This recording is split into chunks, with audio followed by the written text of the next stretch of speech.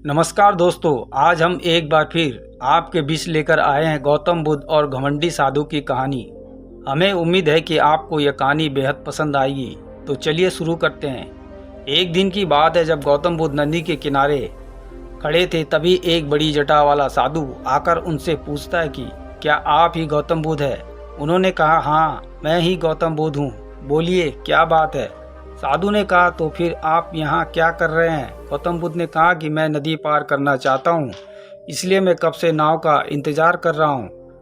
गौतम बुद्ध की यह बात सुनकर वह साधु गुस्से में कहने लगा कि क्या आप इतने बड़े हैं और सारा संसार आपको जानता है और आप एक नदी पार नहीं कर सकते? आप यहीं रुके, मैं आपको नदी पार करके दिखाता हूँ। फिर वो साधु थोड़ी ही देर में नदी पार करके वापस लौट आता है। फिर गौतम बुद्ध को कहता है कि देखो, मेरे पास इतनी क्षमता और ज्ञान है, फिर भी लोग मुझे नहीं जानते और आप ऐसा कुछ भी नहीं कर सकते, फिर भी सारा संसार आपको जानता है। और तब गौतम बुद्ध उस साधु से पूछते हैं कि आपको इस कला को सीखने में कितना वक्त लगा? साधु हंसकर कहता है कि ये कोई साधारण कला नहीं है, मुझे इस कला को सीखने में पूरे 15 साल लगे हैं।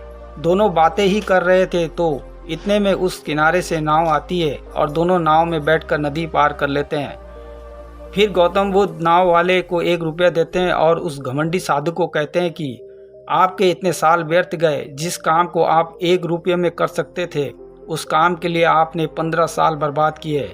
आप जैसा मूर्ख साधु कोई नहीं।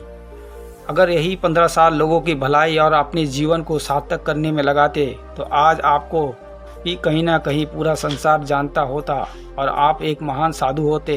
और मैंने हमेशा यही किया, समाज की भलाई और अपनी आत्मा की शांति के लिए, इसलिए लोग मुझे जानते हैं। गौतम बुद्ध का ज्ञान सुनकर उस साधु को पछतावा होने लगा कि आप सही कह रहे हैं, मेरे 15 साल व्यर्थ गए। अगर मैं भी आपके इस मार्ग पर चलता तो मेरा जीवन सार्थक हो जाता। फिर गौतम बुद्ध ने कहा कि अब भी कोई देर नहीं हुई। अगर आज से आप इस मार्ग पर चलेंगे तो कभी ना कभी लोग आपको जानेंगे और आपका जीवन सार्थक हो जाएगा। दोस्तों, हमेशा यह बात याद रखिए कि हमारे टाइम को सही जगह पर इस्तेमाल करना चाहिए ताकि उसका सही मतलब निकल सके।